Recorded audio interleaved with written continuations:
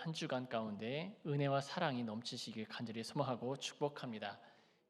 날씨가 좀 이렇게 추워진 것이 조금 주춤했지만 그래도 우리 성도들은 항상 건강하시고 더욱더 하나님의 은혜 안에 더욱더 거하며 살아가시길 간절히 소망합니다. 자, 오늘을 살아가는 그 그리스도인들에게 있어서 신앙 때문에 물리적인 그런 박해는 없습니다. 혹시나 물리적인 박해를 받고 계신 분이 계십니까? 아마 대부분 그런 물리적인 그런 박해는 없으실 것입니다.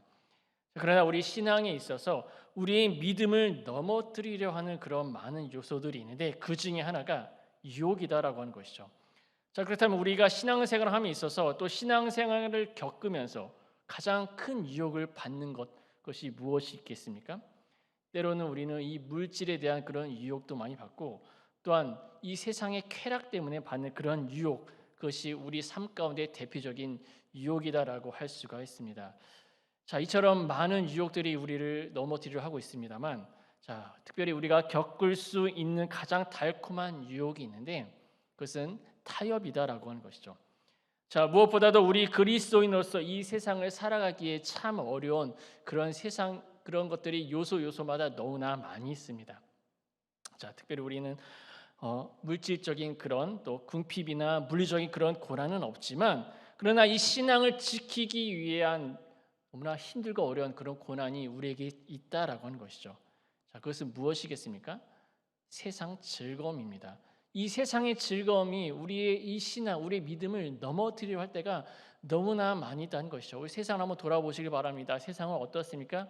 얼마나 하고 싶은 것들이 많은지, 얼마나 즐겁고 얼마나 재미난 것들이 많은 그 세상인지를 우리는 TV를 통해서라도 또 우리가 세상을 바라보았을 때도 너무나 많은 것들이 우리를 유혹한다라고 할 수가 있습니다. 자, 그런데 하고 싶은 것만 하며 살 수 없는 노릇이 바로 우리의 삶 아니겠습니까? 하물며 이 불신자들도 마찬가지로 하고 싶은 대로 하지 못하는 그러한 삶을 살고 있습니다. 자, 그러니 오죽하면 우리 믿는 그리스도인들도 얼마나 하고 싶은 것을 하고 싶다라고 그렇게 말할 수가 있겠다라고 하는 것이죠. 자, 그런데 우리는 이 하나님의 말씀에 비추어 봤을 때 해서는 안 된 일들이 너무나 많이 있습니다. 자, 그런 우리에게 무욕한 것이 타협이다라고 하는 것이죠. 그래서 타협이 자꾸 우리를 유혹합니다. 달콤하게 우리를 유혹한다라고 하는 것이죠. 우리가 조금만 우리 신앙에 있어서 무엇인가를 조금만 타협한다 한다면 어떻습니까? 많은 것을 우리가 할 수 있다라고 하는 것이죠. 특히 우리 삶 가운데 가장 많이 유혹하는 것 중에 하나가 주일 성수하는 것입니다. 자, 우리 성도님들은 우리 주일날 어떻습니까? 매 순간마다 예배를 드리면서 주일 성수에 힘쓰십니까? 지금 여기 계신 분들은 다 주일 성수에 힘쓰시는 분들인지 저는 믿습니다. 자, 그런데 이렇게 주일 예배를 온전히 지켜야 하는데 자, 어떻습니까? 주일에 한 번쯤 빠지면 무슨 큰일이 있겠어라고 하는 그렇게 말하는 사람들이 있습니다. 다시 말해서 그 사람들, 그런 그리스도인들이 바로 타협하면서 삶을 살아가고 있다고 하는 것이죠. 그리고 또 어떤 일이 있습니까? 예수 그리스도를 믿지 않는 그런 가정 가운데 제사를 지내게 됐을 때 이 제사상에 절하는 듯이 무릎을 꿇는 것으로 타협하면서 그래도 이 가족들이 비록 못마땅해 하지만 좀 분란을 막을 수 있지 않겠어라고 그렇게 생각하면서 그 제사상 앞에 우리가 무릎을 꿇고 또 조금만 타협하면 아무런 고민 없이 그렇게 스트레스 없이 우리가 삶을 이어갈 수 있는 그것 중에 하나가 타협이 우리를 이 신앙생활 가운데서 유혹한다라고 할 수가 있습니다. 자, 그런데 문제가 있습니다. 이런 식의 모든 문제들 앞에 우리가 타협을 하게 된다면 자신이 정말 그리스도인인지 내 자신이 그리스도인인지 이 세상 불신자인지 분별할 수가 없게 된다라고 하는 것이죠. 물론 주일에 나와 교회에 나와서 예배를 드리고 또 밥 먹기 전에 식사 기도를 하고 자, 그런 것을 통해서 우리가 이 그리스도인임을 규정 지어주는 것은 아니겠지만 타협하는 그 영역 우리 삶에서 많아지면 많아질수록 우리는 세상 사람들과 별반 차이 없는 그런 존재로 삶을 살 수밖에 없는 그런 문제가 우리 삶 속에 요소마다 있다라고 하는 것이죠. 자, 우리는 오늘 이 요한계시록의 말씀을 읽고 있습니다. 자, 이 요한계시록의 말씀은 예수께서 사도 요한에게 계시하신 그 말씀 가운데 이 소아시아의 7 교회에 주는 그런 편지가 이 요한계시록에 기록되어 있습니다. 이 편지의 주요 주제는 하나님의 백성에게 주시는 그 회개의 명령이다라고 할 수가 있습니다. 자, 당시 이런저런 이유로 어떻게 보면 이 교회가 갈 바를 어찌할 바를 모르는 그런 많은 문제가 있었습니다. 자, 그들은 그리스도께로 다시 돌아가야만 했지만 어떻게 보면 이 그들 가운데, 이 교회 가운데 하나님의 말씀을 저버리고 어떻게 보면 하나님의 그 은혜를 저버리고 또 어떻게 보면 또 미지근한 그런 신앙 가운데 그런 모습 보여주고 있는 것을 우리는 이 요한계시록 이 7개 교회를 통해서 우리가 확인할 수가 있다는 것이죠. 그래서 우리는 회개의 초점을 우리가 바라보면서 이 초점을 죄에서 예수 그리스도께로 돌리는 것이고 또 어떤 상황이든지 오직 예수 그리스도만을 바라보며 삶을 살아가야 한 것, 이것이 우리 삶 가운데 가장 중요하다라고 할 수가 있는 것이죠. 자, 그리고 우리가 다 읽지는 않았지만 어떻게 보면 2장 1절에서 이 3장 22절까지의 그 말씀, 이 7교회에 보내는 그런 예수님께서 편지를 보내셨는데, 자, 그 중에 이 서머나 교회와 이 빌라델비아 교회를 제외한 이 5개의 교회에 회개의 명령을 하셨습니다. 우리가 7교회를 다 다룰 수는 없습니다. 이 에베소 교회에 대해서 우리가 또한 한번 잠시 살펴볼 필요가 있는데요. 예수님께서는 이 에베소 교회의 회개를 명령하시기에 앞서서 교회가 잘 하고 있는 이 몇 가지 일에 대해서 또한 예수님께서 칭찬하신 그 일이 있습니다. 먼저 이 에베소 교회는 올바른 신학을 가지고 있었다라고 하는 것이죠. 자, 이 에베소 교회는 올바른 신학의 이 기독교 신앙, 니골라당으로 알려진 이 거짓 기독교와의 그런 구별된 그런 모습을 살았습니다. 이 니골라당에 대한 그런 관해서 우리가 또 어떻게 보면 이 초대 기독교의 자료 외에 알려진 바가 별로 없지만, 그리고 그럼에도 불구하고 이 자료에 의하면 이 니골라당이 어떠한 그런 죄악 속에 있었는지, 어떻게 거짓 가르침이 있었는지를 우리가 잠시 살펴볼 필요가 있는데요. 이 니골라당은 성적인 죄와 관련이 너무나 많았고 또한 이 우상에게 바쳐진 고기도 먹었다라고 그렇게 기록되어져 있습니다. 다시 말해서 이 니골라당은 예수 그리스도를 따른다라고 그렇게 주장을 하지만 실제적으로는 하나님의 은혜를 욕보이고 하나님의 말씀과는 전혀 상관이 없는 죄악된 그런 모습 가운데 삶을 살아갔던 그 당이 니골라당이었습니다. 그들의 행위는 믿음이 아닌 죄를 탐닉하고자 하는 그런 욕망에서 비롯된 그런 모습들 뿐이었다라고 하는 것이죠. 자, 그런데 이 에베소 교회 교인들은 그러한 거짓 교사, 그러한 거짓 가르침에 이 니골라당에게 맞서서 온전히 하나님의 말씀을 지켰다라고 그렇게 예수님께서 그들을 칭찬하신 그러한 내용이 오늘 이 본문 말씀 가운데 나타나 있다라고 하는 것이죠. 자, 그리고 그들이 받았던 칭찬의 그 두 번째는 에베소 교회는 믿음을 지켰다라고 할 수가 있습니다. 이 에베소 교회 교인들은 올바른 하나님의 말씀을 수호했기 때문에 교회에 몰려 들어왔던 그런 거짓 교사들의 그런 거짓 교사들을 곧바로 알아볼 수가 있었다라고 합니다. 그리고 그 거짓 교사들의 가르침에 맞서서 더욱더 올바른 그 신앙의 그런 밑바탕을 믿음으로 말미암아 바로 이 믿음을 지키기 위해 힘썼던 그러한 모습을 보여주었다라고 그렇게 말씀하고 있습니다. 자, 이와 마찬가지로 우리에게 있어서 이 올바른 하나님에 관한 그 신학에 기초된 그 믿음이 있어야 할 줄 또한 우리는 믿습니다. 자, 그래야만 우리는 어떠한 삶을 살아갈 수 있겠습니까? 우리가 이렇게 올바른 그 신학에 기초된 그런 믿음의 그런 터 가운데 우리의 믿음이 점점 쌓여져 간다고 한다면 이 세상 가운데서 우리에게 찾아오는 그런 잘못된 그 거짓 가르침에 우리는 맞서서 우리의 믿음을 지킬 수가 있다는 것입니다. 자, 지금도 너무나 많은 이단들이 곳곳에 있습니다. 자, 얼마나 많이 활개치는지 우리는 너무나 잘 알고 있습니다. 특별히 지난 3년 동안, 이 3년 전에 이 코로나가 처음 터졌을 때 가장 이슈가 됐던 그런 이단이 있었죠. 우리는 너무나 잘 알고 있습니다. 신천지가 바로 드러났다고 하는 것입니다. 자, 제가 20대 때에도 신천지는 너무나 활개치는 그러한 활동 중에 있었던 것으로 또한 또 제가 이렇게 생각하고 있는데요. 자, 그 와중에 그렇게 활개치는 그 신천지가 저에게도 찾아왔던 적이 있었습니다. 자, 저를 미혹하려고 했었습니다.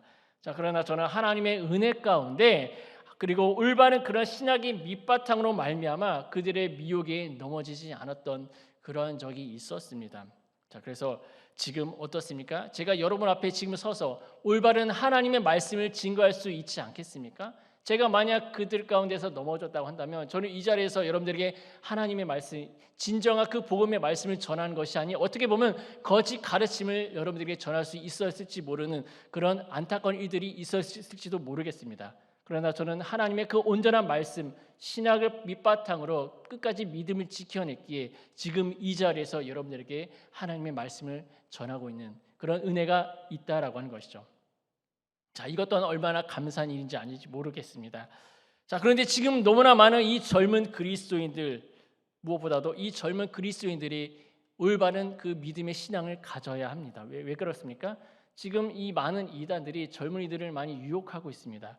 자, 그래서 그들의 그 미혹으로 말미암아 너무나 넘어지고 그들이 이단에 끌려가서 현혹되고 미혹되어서 너무나 많은 그런 믿음을 잃어가는 그런 젊은이들이 너무나 많이 있다라고 하는 것이죠. 자, 이와 마찬가지로 이런 이단에 맞서기 위해선 우리에게 가장 중요한 것이 무엇이겠습니까? 올바른 그런 신앙의 그런 기초가 우리 삶 가운데 있어야 될 줄 믿습니다. 그래서 저와 성도님들은 끝까지 그런 악한 이단의 그런 공격에도 흔들림이 없이 믿음으로 말미암아 온전한 그 신앙으로 예수 그리스도께 칭찬받는 저와 성도님 모두가 다 되시길 주님의 이름으로 간절히 소망하고 축복합니다. 자, 그리고 이 세 번째는 이 에베소 교회는 바르게 살았던 것으로 확인할 수가 있습니다. 자, 좋은 성품을 갖는다는 것은 확실히 너무나 가치 있는 일입니다. 특별히 이 성경은 도덕책이 아니지만 이 경건과 또 다시 말해서 이 죄악의 그런 차이를 보여주는 그런 말씀이다라고 할 수가 있습니다. 자, 예를 들어 우리는 십계명을 우리는 너무나 잘 알고 있습니다. 이 십계명은 우리의 그 구원을 위한 것이 아닌 그 안에는 온전한 하나님의 그 성품을 드러내고 또한 세상이 아닌 온전히 하나님을 따라 살아가는 그런 법을 보여주기 위한 그런 규범이 율법 십계명이다라고 할 수가 있습니다. 다시 말해서 우리는 하나님의 말씀 이 율법인 십계명을 통해서 우리 자신을 돌아볼 수 있는 그런 거울과 같은 그런 말씀이 십계명이다라고 하는 것이죠. 자, 이처럼 이 에베소 교인들은 완전하지는 않지만 대체적으로 도덕적으로 살았다라고 그렇게 말씀하고 있습니다. 이에 예수님께서는 그들이 세상적인 삶의 방식에 빠지지 않고 경건한 그런 삶을 살아간 것에 대해서 또한 칭찬하고 계신 것을 우리에게 보여주고 있다는 것이죠. 자, 그런데 우리가 이 4절 말씀을 보게 된다면 예수님께서는 이러한 모든 부분에 있어서는 칭찬해 주셨지만 이 4절 말씀 그들이 무엇을 잃어버렸다라고 그렇게 우리에게 말씀하고 있습니까? 제가 다시 한번 4절 말씀을 읽어드리도록 하겠습니다. 그러나 너에게는 나무랄 것이 있다. 그것은 내가 처음 사랑을 버린 것이다 라고 그렇게 말씀하고 있습니다. 자, 에베소 교인들이 버렸던 것이 무엇입니까? 그것은 예수 그리스도를 향한 첫사랑을 잃어버렸다고 하는 것이죠. 자, 에베소 교인들은 온전히 하나님을 향한 그 마음과 뜻을 잊어버리고 점점 예수님을 향한 그 열정이 식어져가는 그러한 모습을 보여주었던 것입니다. 어떻게 보면 그들이 행했던 그런 도덕적인 그런 삶을 어떻습니까? 이 보여주기 위한 그런 식의 모습으로 나는 이 정도만 했으면 됐어.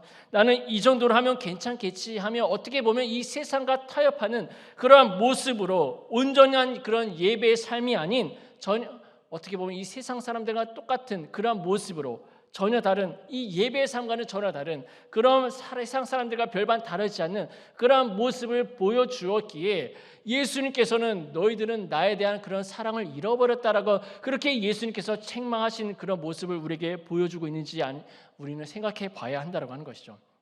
사랑하는 사랑교회 성도 여러분, 지금 에베소 교인들과 마찬가지로 우리의 신앙을 다시 한번 돌아볼 필요가 있다는 것입니다. 자, 지금 믿음 생활하는 것이 온전히 예수 그리스도의 그 사랑을 힘입은 것이 아니라 어떻게 보면 나 자신을 위해서 신앙생활을 하는지 우리 자신을 돌아볼 필요가 있습니다. 게다가 또한 우리는 이 세상과 타협하면서 조금 더 쉽게 우리는 신앙생활을 하려고 하는 그러한 연약한 모습이 우리 삶 가운데 있다라고 하는 것이죠. 그리고 또 어떻습니까? 우리는 내가 하는 그 신앙, 내가 이 교회 안에서 봉사하는 것들 하나님을 바라보는 것이 아니라 어떻게 보면 이 사람들에게 잘 보이기 위해서 나는 저 사람들에게 잘 보여야지 하면서 어떻게 보면 좀 더 신앙생활을 그 사람들의 그 시선 때문에 신앙생활을 하고 있는 그런 모습이 아닌지 다시 한번 우리 삶을 돌아볼 필요가 있다는 것입니다. 그러므로 사랑하는 하나님께 성도 여러분, 우리는 다시금 예수 그리스도의 사랑을 회복해야 합니다.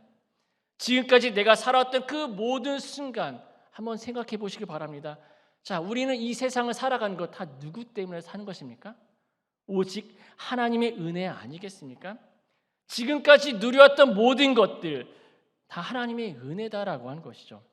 저는 이런 하나님의 은혜 그 말을 너무나 좋아합니다. 그리고 하나님의 은혜를 너무나 많이 경험했기 때문에 특별히 저는 이 은혜의 찬양을 너무나 좋아합니다.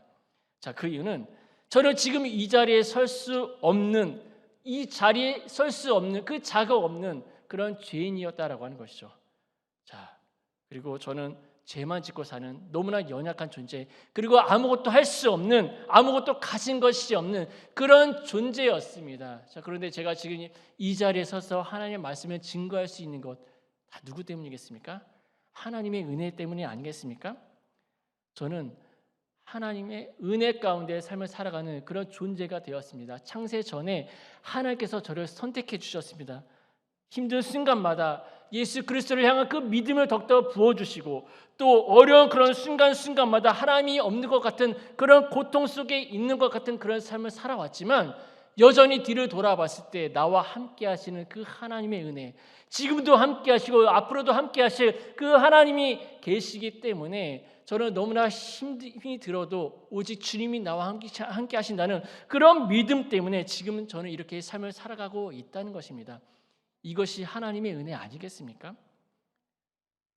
그러므로 사랑하는 하나님께 성도 여러분, 지금 예수 그리스도를 향한 그 사랑, 그 열정이 식으셨으면 반드시 회복되시길 주님의 이름으로 간절히 소망하고 축복합니다.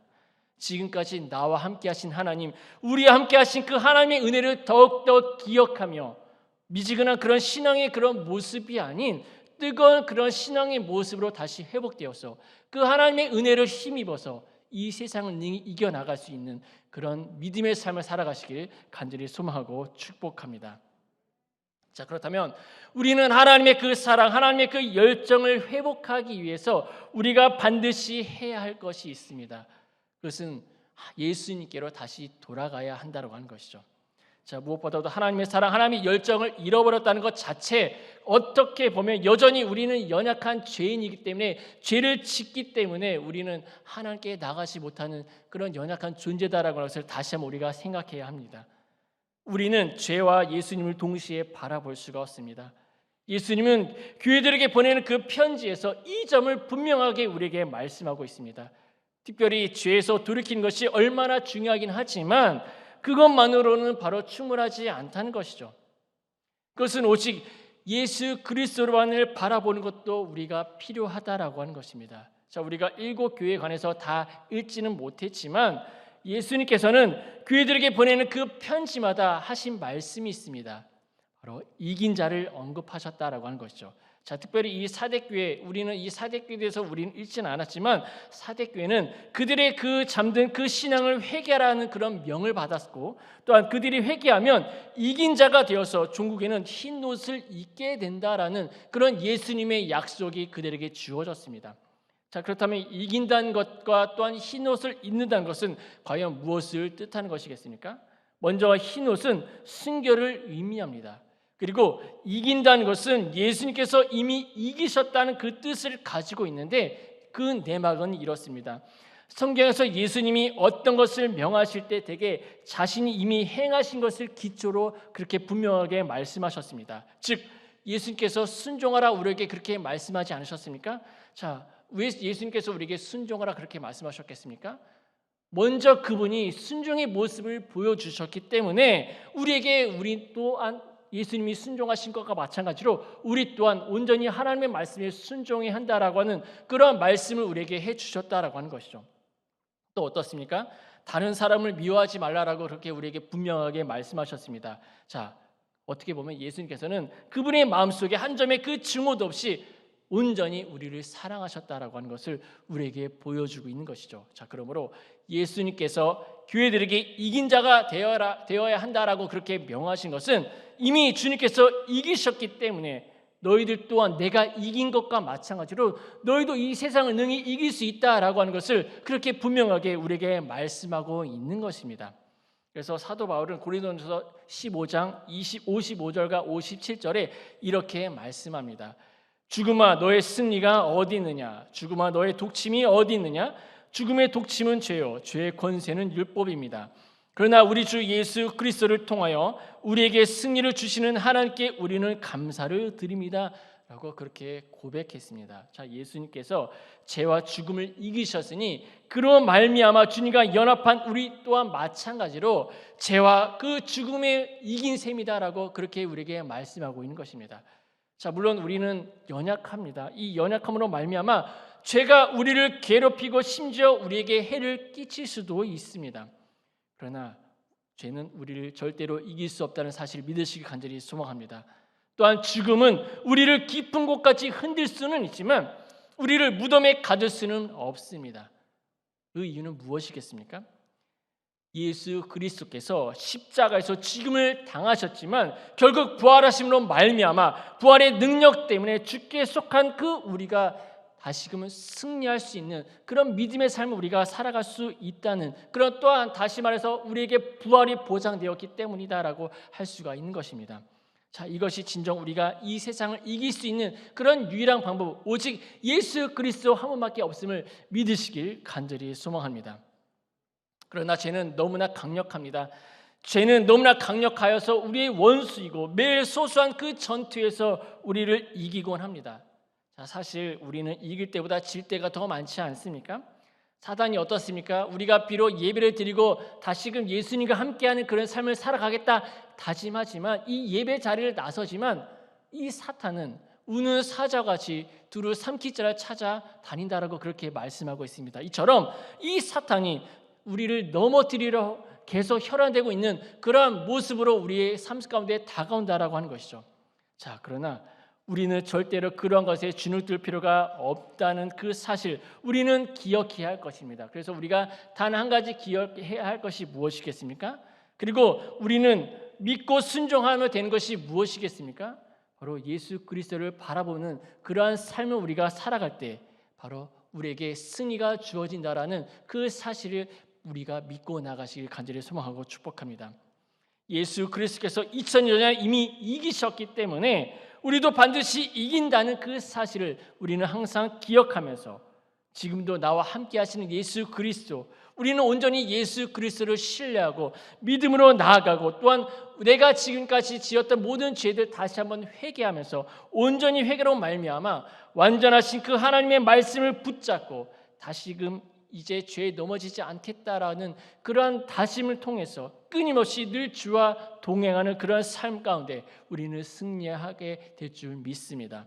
그러므로 사랑하는 하나님의 성도 여러분, 비록 나는 지금 연약하고 힘든 그런 상황 가운데 있지만 자꾸 이 세상이 나를 유혹하고 또한 타협이라는 것이 나를 유혹하고 넘어뜨리려 할지라도 예수 그리스도께서 십자가에서 보여주셨던 그 은혜와 사랑을 기억하면서 반드시 그리스도와 늘 동행하면서 이 세상을 능히 이겨나가시길 간절히 소망하고 축복합니다.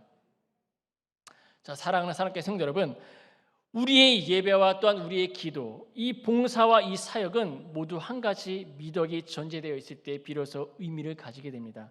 그것은 사랑입니다. 하나님을 향한 그 사랑이 없을 때 이 예배와 기도는 아무 소용이 없다는 것이죠. 그냥 종교 행위에 불과합니다. 자, 저는 가끔씩 제 자신을 돌아볼 때마다 내가 어떻게 이렇게 되었을까 하며 탄식할 때가 있습니다. 자, 하나님을 향한 그 뜨거운 그 열정과 그 사랑으로 내가 하나님의 말씀을 전해야 하는데, 그리고 또 기도해야 하는데 전혀 그러하지 못한 제 자신을 바라보면서 탄식할 때가 있습니다. 자, 그럴 때면 너무나 비참한 모습으로 제 자신을 돌아볼 때가 있다는 것이죠.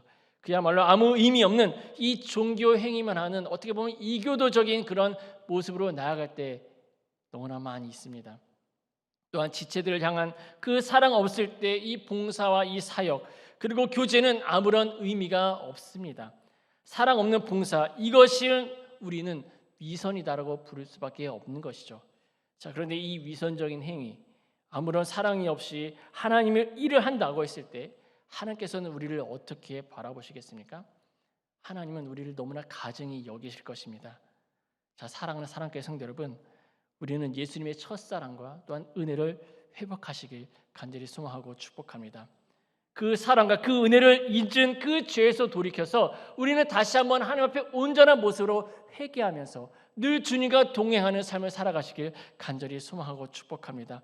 그러나 비록 여전히 연약하고 완전하지 않지만 또한 여전히 어렵고 힘든 싸움이 내 안에 있다 할지라도 우리는 절대로 세상과 타협하지 않고 온전히 하나님의 말씀을 늘 붙잡고 늘 모든 것을 예수 그리스도께서 우리에게 이기신 것을 보여주신 것처럼 바로 십자가에서 이 십자가의 그 사랑과 그 부활의 능력으로 모든 죄를 이기신 것과 마찬가지로 우리는 그 사랑의 은혜를 온전하게 힘입어서 그저 종교적인 그런 행위가 아닌 예수 그리스도의 사랑으로 특별히 우리는 옆에 있는 그 지체들을 바라보면서 옆에 있는 지체들을 서로 사랑하고 또한 우리 이웃을 사랑하며 나아갈 때 바로 예수 그리스도의 그 마음을 품고 나아갈 때 우리는 복음으로 말미암아 이 세상을 능히 이겨나갈 줄 믿습니다.